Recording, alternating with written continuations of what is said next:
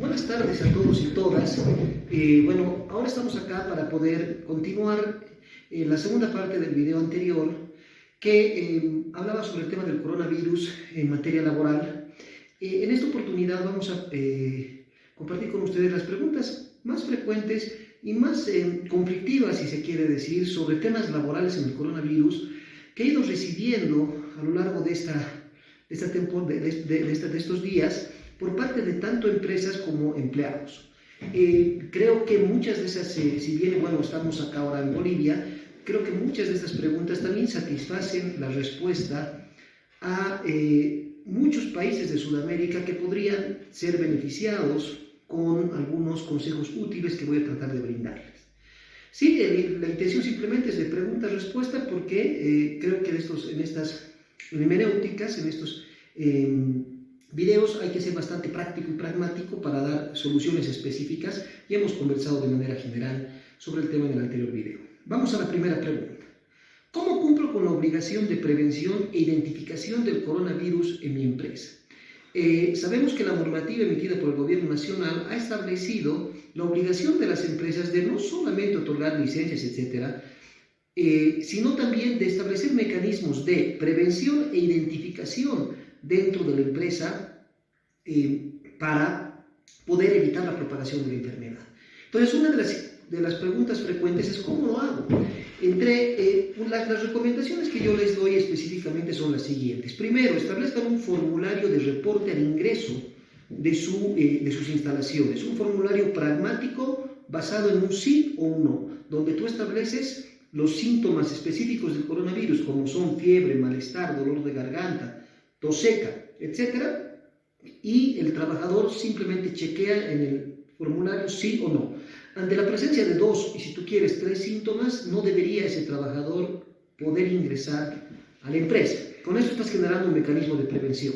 Si el trabajador además no declara sus síntomas y los tuviera, está generando un incumplimiento a la seguridad ocupacional dentro de la empresa, que es una causal de retiro legal establecido en el artículo 16 de la Ley General del Trabajo. ¿Sí? Segundo tip que les doy, pongan una pizarra laboral. Es bueno que los trabajadores se encuentren actualizados de la normativa. Obviamente todos estamos en el interés de conocer sobre las regulaciones acerca de la pandemia y la cuarentena. Sin embargo, es bueno que la empresa dé mecanismos fáciles y útiles para que los trabajadores conozcan cómo está siendo regulado este tema y de manera oportuna. Entonces es bueno poner una pizarra laboral donde pones las normativas que van siendo emitidas por el Ministerio de Trabajo y el Ministerio de Salud.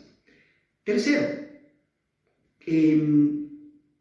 establezcan también se puede establecer lo que es un horario amigable de aseo y lavado de manos, ¿no? El trabajador 8 horas de producción laboral y puede ser que no tenga ciertos hábitos de higiene, de lavado de manos. Entonces puedes hacer campañas, correos y establecer un horario amigable cada día de 10 minutos destinado simplemente al lavado de manos y el uso de alcohol en gel.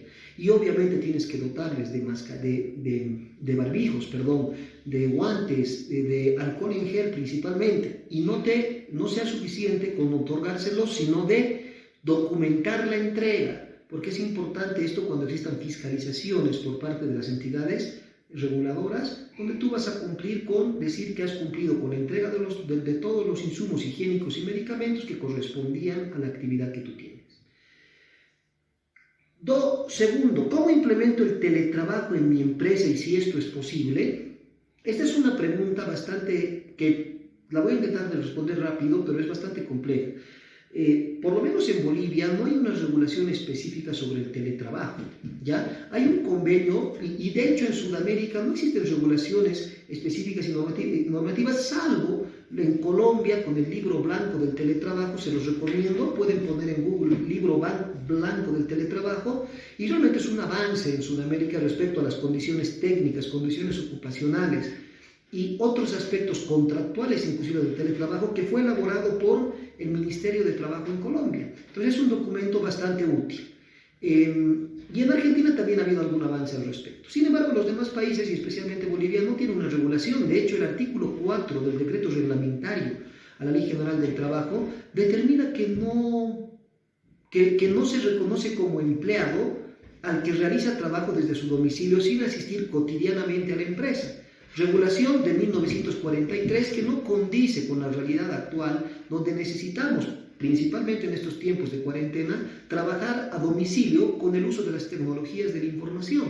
Es así que este artículo, si bien está vigente, no debería ser aplicable de manera exquisita, menos en un periodo de cuarentena, por lo que yo entiendo que en base a las disposiciones de los decretos que se ha emitido en el Gobierno Nacional, que 4196 y 4199, que recomiendan establecer otras modalidades de trabajo como el trabajo a domicilio, es permisible legalmente. Ahora, es evidente que el Ministerio de Trabajo y todos los ministerios de trabajo u otras entidades, otros espacios legislativos en Sudamérica deberían legislar inmediatamente condiciones mínimas de teletrabajo respecto a tecnología, el espacio ocupacional y aspectos mínimos contractuales de confidencialidad, uso de datos, etcétera, porque estamos en épocas en las que el trabajo a domicilio va a ser cotidiano. No nos olvidemos que esta pandemia y cuarentena ha comenzado, por lo menos en Bolivia y en otros países también, y va a durar mucho tiempo. Es así que ciertas empresas deben empezar a implementar mecanismos de teletrabajo, y es importante que el legislador se dé cuenta de ello y les permita tener una ley o reglamentación específica. Ahora, si tú vas a implementar el teletrabajo en tu empresa, no existe una regulación en Bolivia, puedes buscar este libro de teletrabajo de Colombia, obviamente con la cita correspondiente, y empezar a tomarlo como una referencia para ciertas condiciones mínimas de implementación. Yo te recomiendo acuerdo complementario al contrato de trabajo, un contrato de 1 u 2 hojas, que establezca las condiciones mínimas bajo las cuales ese teletrabajo se va a efectuar. Condiciones tecnológicas las debe otorgar la empresa, ¿sí?, para que el empleado pueda adecuarse al teletrabajo de manera eficaz. También ese acuerdo contractual definirá condiciones de confidencialidad, reporte, productos a entregar, etcétera, que es importante establecerlos. Segundo aspecto mínimo, que tu departamento de sistemas u otra empresa externa defina qué condiciones mínimas debe tener el trabajador en la empresa para poder trabajar de acuerdo a su zona, etcétera, etcétera, y la empresa hacer una inversión de pequeña a mediana, ¿para qué? Para dotar de los insumos tecnológicos al trabajador y que de esta manera responda a estas necesidades. Tercero, ya es bueno y es recomendable, se da mucho problema en el tema del teletrabajo con la eficiencia, porque no es bueno que el trabajador trabaje en pijama, desde su cuarto, con instalaciones eléctricas peligrosas, ¿no es cierto? La salud ocupacional también debería ser un aspecto importante a tomarse en cuenta en el domicilio. ¿Qué hablo con la salud ocupacional? Que el trabajador tenga un espacio adecuado y seguro dentro de su domicilio para trabajar. Por lo tanto, la empresa, posteriormente, tal vez ahora en época de cuarentena sea un poco difícil, podrá establecer qué condiciones mínimas, un espacio ambientado, un espacio aislado, un espacio con determinadas condiciones de conexión eléctrica, etc. Es bueno establecerlo y establecer un rápido reporte de accidentes de trabajo si es que hubiera dentro del domicilio. Entonces, 3, ambiente contractual, tecnológico y ocupacional de uso del ambiente, importante regular. Después, obviamente, es mucho más difícil establecer un teletrabajo, pero por lo menos con estas condiciones puedes comenzar de una manera mínima. Cuarto, si el trabajador no quiere irse, puedo sacarlo obligatoriamente. Si el trabajador no quiere abandonar la fuente de trabajo, un campamento, etc., siendo que tiene los síntomas peligrosos de un coronavirus y un posible contagio, yo, ante su negativa como empleador, ¿puedo hacerle un retiro forzoso del lugar del trabajo? Sí, porque estoy preservando la salud ocupacional de los trabajadores. Primero debería dejar un documento escrito en el que le comunico que en base al cuidado y salud ocupacional de mis trabajadores y de mi sector laboral y fuente de trabajo, se han identificado los riesgos y se le ha solicitado que se retire de la fuente laboral. Ante la negativa, no queda otro camino que impedirle el ingreso y retirarlo del trabajo. No es un despido indirecto, porque tú estás actuando en base a las disposiciones normativas que te obligan como empresa a tomar medidas contra la propagación de la enfermedad. Y adicionalmente, aquí hay un incumplimiento del trabajador a las normas de salud ocupacional establecidas en la Ley de Higiene y Seguridad Ocupacional, porque es un posible contagio a sus compañeros de trabajo. Por lo tanto, lo puedes retirar, inclusive sancionarlo en caso de que él se niegue a ser retirado del trabajo con síntomas del coronavirus. 5. Dentro de la cuarentena total, si soy autorizada a trabajar, ¿debo mantener el horario de 8 a 1 de la cuarentena parcial? En Bolivia se ha establecido una cuarentena parcial, en principio, que establecía un horario de 8 de la mañana a 1 de la tarde. Posteriormente se ha derogado esta parte del Decreto Supremo 4196 y se ha establecido una cuarentena total, estableciendo ciertas empresas que pueden funcionar de manera autorizada por parte del gobierno nacional. En este caso, ya no es necesario mantener el horario de 8 a 1 porque se ha derogado ese artículo del Decreto Supremo 4196. Entonces, actualmente las empresas autorizadas podrán funcionar de acuerdo a la necesidad de su funcionamiento operativo, porque se entiende que esas empresas autorizadas están relacionadas con la provisión y suministro de productos y servicios básicos y necesarios para que podamos cumplir la cuarentena de una manera adecuada y mantener nuestra subsistencia dentro de la misma. Por lo tanto, ellas deberán establecer su horario. Les recomiendo que no establezcan horarios muy allegados a la noche, ni horarios peligrosos, ¿no? Por lo tanto, será bueno establecer un horario análogamente parecido al anterior, pero no obligatorio, pero es recomendable un horario de 8 de la mañana a 3 de la tarde, ¿sí? La siguiente pregunta: si trabajo en una empresa autorizada 8 horas, como el horario era de 5 horas, me corresponden 3 horas extra. Hay algunos empleados que están pensando que como se ha establecido un horario de 8 a 1 y ahora una empresa autorizada para trabajar en cuarentena me dice trabajas de 8 a 4, esas 3 horas de 1 de la tarde a 4 de la tarde se les debería pagar extra. No es cierto y no es correcto.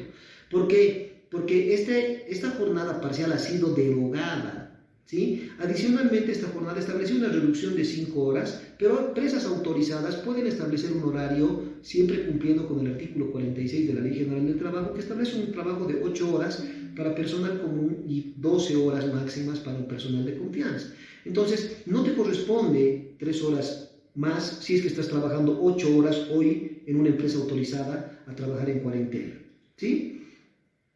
Siguiente pregunta: ¿se mantiene actualmente el régimen de autorización excepcional del Ministerio de Trabajo? Si estoy dentro de las empresas autorizadas, necesito esta autorización.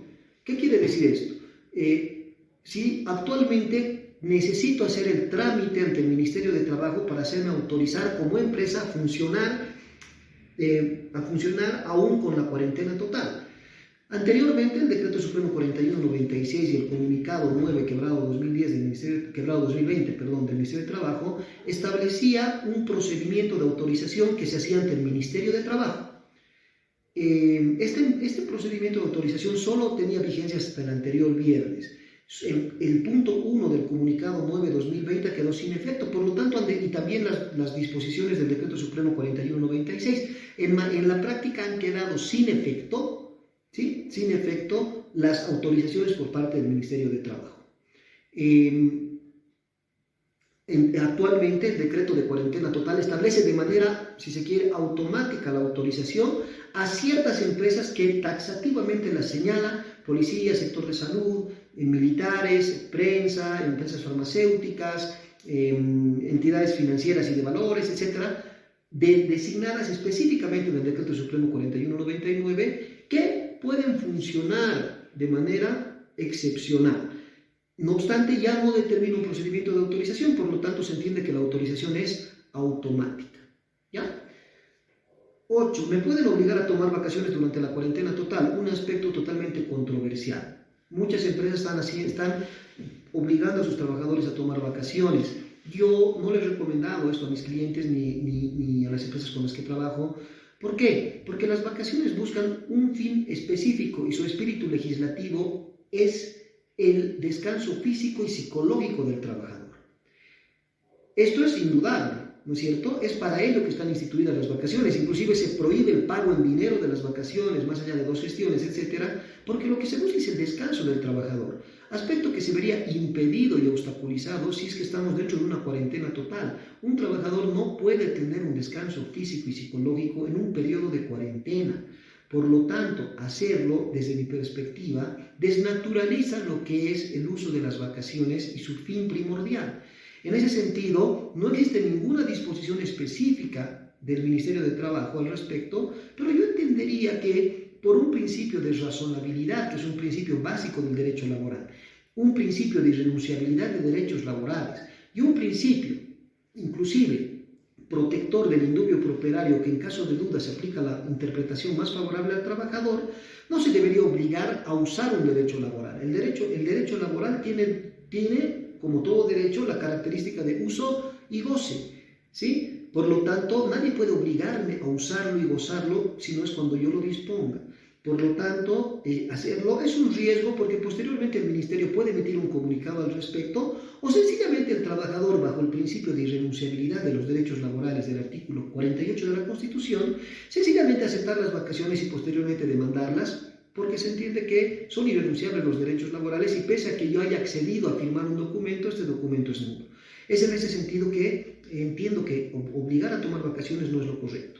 De todas maneras, no es lo que les recomiendo. Si es que las empresas continúan en esta posición, obviamente lo que tendrán que hacer es no generar ningún documento en contra que compruebe que han obligado a los trabajadores a tomar estas vacaciones, siendo las mismas de una entera voluntad del trabajador. La siguiente pregunta, ¿cómo aplican estas disposiciones laborales a los consultores? Vamos a hacer ahora un video de 10 preguntas para que no sea muy largo, por favor, y mañana voy a publicarles otras tantas. ¿Cómo aplican estas disposiciones laborales de cuarentena a los consultores? En Bolivia y en la mayoría de los países no está permitido contratar consultores en labores que sean propias de la empresa, porque eso se llama fraude laboral. Es decir, yo digo que tengo una relación civil cuando en realidad hay una relación de trabajo y me libero fraudulentamente de las obligaciones sociolaborales que tendría dentro de una relación laboral.